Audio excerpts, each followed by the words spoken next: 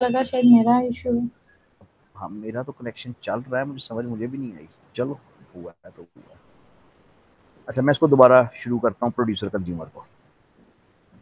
तो हम मैंने सिर्फ बात इतनी की है कि हम अब इम्प्लीमेंट करेंगे एक काउंटिंग सेमाफोर को। काउंटिंग सेमाफोर ये होएगा कि it can assume any integer value. बाकी कॉन्सेप्ट अपनी जगह पे रखना कि वेट इज स्टिल डेक्रीमेंट।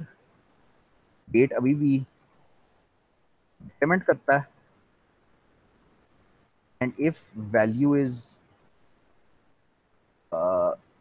जीरो तो इट ब्लॉक्स। तो वेट का फंक्शन दो काम कर रहा था ना, कि अगर एक तो ये था कि डेक्रीमेंट करता था, और दूसरा ये था कि अगर वैल्यू जीरो होती थी तो वो उसको सस्पेंड कर देता था, ब्लॉक कर देता था। सिग्नल जो है स्टिल इंक्रीमेंट्स, वो वैल्यू को इंक्रीज करता है, अभी तक वैसे ही करता है जिस तरह पहले कर रहा था। तो काउंटिंग सेमाफोर बेसिकली गिनती करेगा। ठीक हो गया। अब इसको हम इस्तेमाल करेंगे इन तीन प्रॉब्लम्स में। बाउंडेड बफर का प्रॉब्लम ये था कि हमारे पास दो प्रोसेस होते थे, एक प्रोड्यूसर और एक कंज्यूमर। प्रोड्यूसर चीजें बना के उस बफर में रखी जाता था, और कंज्यूमर उसी बफर में से चीजें उठा उठा के कंज्यूम किया जाता था। ठीक हो गया। तो प्रोड्यूसर डेटा बना के उधर रखता जाता था, कंज्यूमर उधर से उठाता जाता था। अब इनके दरमियान में सिंक्रोनाइजेशन करने की जरूरत थी। सिंक्रोनाइजेशन की जरूरत यह थी कि अगर ये बफर खाली होए, बिल्कुल खाली, तो कंज्यूमर कुछ ना उठा सके। कंज्यूमर को आपको सस्पेंड करना है, रोकना है वहां पे। और अगर ये बफर फुल होए तो प्रोड्यूसर को रोकना है। अगर यानी अगर फुल है तो फिर प्रोड्यूसर को सस्पेंड करो, उससे को अभी ना कुछ रखो, अभी जगह ही नहीं है। ठीक है ना। तो ये सिंक्रोनाइजेशन होगी दो सेमाफोर्स की मदद से। एक सेमाफोर है एम्प्टी और एक सेमाफोर है फुल। एम्प्टी का मतलब ये है कि इस वक्त कितने सेल्स खाली पड़े हुए हैं। तो एम्प्टी की वैल्यू स्टार्ट में होएगी N. N is the number of cells, 10 कह लो। तो एम्प्टी की वैल्यू स्टार्ट में होएगी 10। मतलब ये है कि इस वक्त 10 सेल खाली पड़े हुए हैं। और फुल की वैल्यू स्टार्ट में होएगी 0, यानी इस वक्त कोई सेल फुल नहीं है। अब प्रोड्यूसर क्या करेगा? प्रोड्यूसर ये करेगा कि वो एक आइटम बनाएगा, जिस तरह वो हमेशा करता है, एक आइटम प्रोड्यूस करेगा। अब वो वेट करेगा एम्प्टी पे, विच मीन्स कि वो एम्प्टी को डेक्रीमेंट कर देगा। एम्प्टी की वैल्यू इनिशलाइज थी 10 के ऊपर। अब उसने एक चीज बना के रखनी है ना वहां पे, तो वो एम्प्टी की वैल्यू को कम कर देगा, 10 से 9 कर देगा। ये वेट एम्प्टी करेगा, और उसके बाद वो चीज बफर में ऐड कर देगा। Very good. एंड पे वो सिग्नल करेगा फुल को, विच मीन्स फुल जिसकी वैल्यू इस वक्त 0 थी, वो वैल्यू बढ़ के हो जाएगी 1। वंस अगेन प्रोड्यूसर ने क्या किया? प्रोड्यूसर ने एम्प्टी की वैल्यू को कम किया, 10 से 9 किया, वो चीज बफर में डाली, और फुल की वैल्यू को 1 बढ़ा दिया, फुल को सिग्नल कर दिया। तो प्रोड्यूसर सारा दिन ये काम करता रहेगा, चीजें बनाता जाएगा, एम्प्टी को कम करता जाएगा, चीजें डालता जाएगा। तो एम्प्टी 9 होएगा, फिर 8 होएगा, फिर 7 होएगा, आहिस्ता आहिस्ता कम होता जाएगा। एक वक्त आएगा कि बफर फुल हो जाएगा। जब फुल हो जाएगा तो एम्प्टी की वैल्यू पहुंच चुकी होगी 0 पे, यानी अब तो कोई खाली सेल नहीं बचा। अब अगर मेरा प्रोड्यूसर कोई चीज बनाता है और रखने की कोशिश करता है तो वो नहीं रख सकता, क्योंकि एम्प्टी की वैल्यू पहुंच चुकी है 0 पे। जब वो कहेगा वेट एम्प्टी,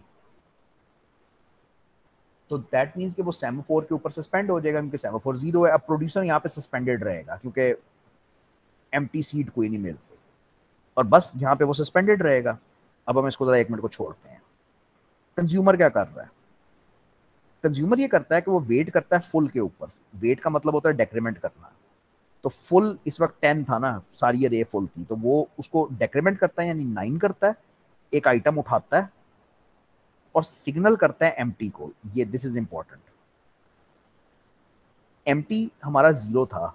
अभी प्रोड्यूसर हमारा फंस गया था ना, क्योंकि एम्प्टी में कुछ जगह ही नहीं थी, हम कुछ रख ही नहीं सकते थे, तो वो वहां पे फंसा हुआ है।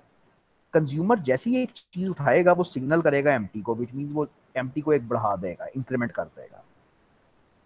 ठीक हो गया। और अब मेरा प्रोड्यूसर जो वहां पे फंसा हुआ था एमटी के ऊपर, वो आगे चलता है, वो चीज रखता है और आगे चलता है। तो प्रोड्यूसर कंज्यूमर प्रॉब्लम इन दो सेमाफोर्स की मदद से चलती है और बड़ी अच्छी चलती है, इसमें कोई प्रॉब्लम नहीं है। Producer consumer problem is easily solved using two counting semaphores. ठीक है, एक का नाम एम्प्टी है जिसकी वैल्यू इनिशियली एन होएगी, और एक फुल है जिसकी इनिशियली वैल्यू 0 होएगी। अब जारी बात है प्रोड्यूसर जो है वो इसको बढ़ाता जाता है फुल को, और एम्प्टी को कम करता जाता है, क्योंकि वो चीजें रखी जा रहा है। Consumer on the other hand चीजें उठा रहा है, विच मीन्स कि वो फुल को कम करता जाएगा और एम्प्टी को बढ़ाता जाएगा। तो यही कंज्यूमर है ना? नहीं, ये प्रोड्यूसर है। तो कंज्यूमर जो है वो फुल को कम करता जाएगा और एम्प्टी को बढ़ाता जाएगा, और ये दोनों अब बड़े आराम से सिंक होके आपस में काम करते रहेंगे।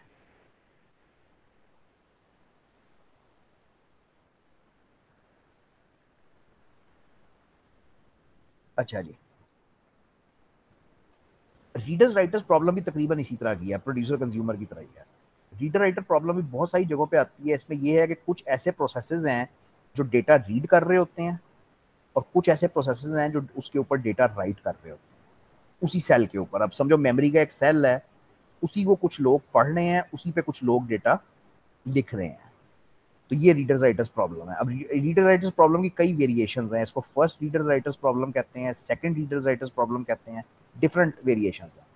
तो फर्स्ट रीडर राइटर प्रॉब्लम ये है requires that no reader will be kept waiting unless a writer has acquired permission to use the shared object. First reader writers problem ये कहती है कि किसी रीडर को इंतजार नहीं करवाना अनलेस कोई राइटर ऑलरेडी लिख रहा हो। अगर तो कोई राइटर ऑलरेडी लिख रहा है तो फिर ठीक है, उसको पहले काम अपना खत्म करना है। तो लेकिन उसके अलावा अगर रीडर पढ़ना चाहता है तो उसको हमने प्रायोरिटी देनी है, यानी रीडर को प्रायोरिटी देनी है ओवर राइटर। इसकी सेकंड वर्जन ये कहती है कि once a writer is ready then the writer performs the write as soon as possible. First problem ये कहती है कि रीडर को प्रायोरिटी दो, जैसे ही रीडर रेडी है उसको पढ़ने दो। और सेकंड ये कहती है कि नहीं, राइटर को प्रायोरिटी दो। अगर एक राइटर रेडी है तो रीडर्स को इंतजार करवाओ, राइटर से कहो कि वो लिखे। अच्छा, अब इसको इंप्लीमेंट करने के लिए आप दो सेमाफोर्स लेते हो। ये दो मेरे ख्याल से सिंपल सेमाफोर्स हैं, एक म्यूटेक्स और एक WRT। दोनों की वैल्यू इनिशियलाइज हुई है 1 के ऊपर। म्यूटेक्स का सेमाफोर हम इस्तेमाल करेंगे म्यूचुअल एक्सक्लूजन के लिए, जो इतना इंपॉर्टेंट नहीं है, पहले भी किया है। WRT इंपॉर्टेंट है इसके अंदर। WRT बेसिकली राइटर का लॉक है, यानी आई थिंक इसमें ऐसे होएगा कि जब भी किसी राइटर ने लिखना होएगा तो वो WRT का सेमाफोर मांगेगा। अगर उसको मिल गया तो वो लिख लेगा, अगर नहीं मिला तो वो इंतजार करेगा। ये मेरा रीडर है। रीडर क्या करता है? रीडर जैसे ही स्टार्ट होता है, एक तो म्यूटेक्स को इस वक्त छोड़ दो, म्यूटेक्स बस सिर्फ म्यूचुअल एक्सक्लूजन कर रहा है, वो खास बात नहीं है। तो जैसे ही मेरा रीडर स्टार्ट होएगा वो रीड काउंट बढ़ा देगा। रीड काउंट एक सिंपल वेरिएबल है जो सिस्टम में ये मेंटेन कर रहा है कि इस वक्त कितने रीडर्स एक्चुअली पढ़ रहे हैं। तो जितने रीडर आते जाएंगे वो रीड काउंट को बढ़ाते जाएंगे। ठीक है, तो ये रीड काउंट को बढ़ाता है। उसके बाद ये चेक करता है कि क्या मैं पहला रीडर हूं। अगर ये पहला रीडर होता है, सबसे पहला, यानी रीड काउंट 1 तो सिर्फ उसी वक्त होएगी ना जब ये फर्स्ट रीडर होएगा। तो ये वेट करता है WRT पे। WRT की वैल्यू 1 थी। जब ये वेट करेगा तो ये उसको डेक्रीमेंट करके कर देगा 0। वेरी गुड, ये आगे चला गया। इसने अपनी रीडिंग शीडिंग की, काम खत्म किया। जब फारिग हो गया तो अब ये रीड काउंट को कम कर देगा। यानी जब ये स्टार्ट हुआ तो इसने रीडर काउंट बढ़ा दी ना, रीडर काउंट 1 कर दी। अब समझो रीडर काउंट 2 हो गई है, 3 हो गई है, और रीडर्स आ गए हैं, समझो रीडर काउंट 3 है इस वक्त। तो जब ये बंदा फारिग होएगा तो ये रीड काउंट को डेक्रीमेंट कर देगा कि मैं अब आउट हो गया हूं, तो अब रीड काउंट 2 हो जाएगी। गेम सारी ये है कि अगर रीड काउंट 0 हो चुकी है, विच मीन्स कि ये बंदा आखिरी रीडर था, तो ये सिग्नल करता है WRT को गेम सारी WRT की है। अगर मैं फर्स्ट रीडर हूं तो मैं WRT का लॉक पकड़ लेता हूं और अब मैं ये पकड़ के बैठा रहूंगा जब तक रीडर आते रहेंगे, चलते रहेंगे, वो लॉक पकड़ा हुआ है। लेकिन जब सारे रीडर फारिग हो गए, रीड काउंट 0 पे चला गया, तो मैं ये लॉक वापस रख देता हूँ। ये सिग्नल WRT है। यानी बेसिकली जब तक रीडर्स पढ़ रहे हैं वो पढ़ते रहेंगे, वो कुछ नहीं कर सके, राइटर कुछ नहीं कर सकेगा। राइटर का कोड बहुत सिंपल होएगा, वो सिंपली WRT का लॉक पकड़ेगा, जब उसको मिल जाएगा वो राइटिंग करेगा और बाहर निकल जाएगा। तो ये सोल्यूशन है फर्स्ट रीडर्स राइटर्स प्रॉब्लम का, जिसमें हम ये गारंटी कर रहे थे कि रीडर को प्रायोरिटी देनी है ओवर राइटर।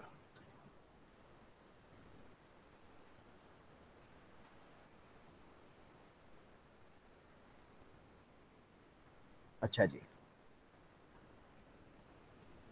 बस मेरा ख्याल है डाइनिंग फिलोसफर्स कल करो, क्योंकि डाइनिंग फिलोसफर्स के साथ जो है ना फिर वो मॉनिटर्स और वो भी आ जाता है। हाँ बस इसको कल करो, क्योंकि इसमें फिर आगे दो चीज़ें और आ जाती हैं। जब कल किस वक्त हो आप हो भी या नहीं? सर मॉर्निंग में। मॉर्निंग में तो नहीं होना, मॉर्निंग में तो नहीं होना। फिर सर आप बता दो। 1:30 बजे जी ठीक है। पॉसिबल? जी। पॉसिबल 1:30 बजे?